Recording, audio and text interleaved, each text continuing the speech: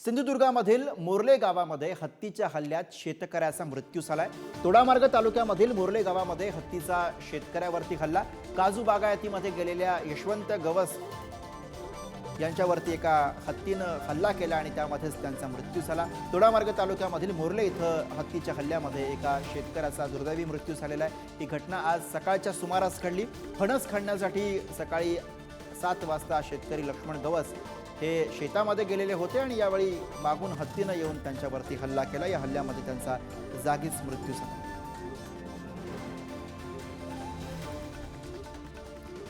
आणि या घटनेनंतर नितेश राणे यांनी काय प्रतिक्रिया दिली आपण बघूया। दोडामार्ग तालुक्यामधील मोर्ले गावामध्ये आज अतिशय दुःखदायक घटना घडली। काजू बागायतीमध्ये जाणाऱ्या यशवंत गवस या शेतकऱ्यावरती जंगली हत्तीनं हल्ला केला, ज्यामध्ये त्यांचा दुर्दैवी मृत्यू झाला। शेतकऱ्यांच्या कुटुंबाच्या पाठीशी राज्य सरकार राहीलच, त्यांना आर्थिक मदत मिळवून दिली जाईल। तसंच या उपद्रवी जंगली हत्तींचा कायमस्वरूपी बंदोबस्त करण्यासाठी राज्य सरकार प्रयत्नशील असून लवकरच याबाबत कार्यवाही होईल, असं मंत्री नितेश राणे यांनी म्हटलंय।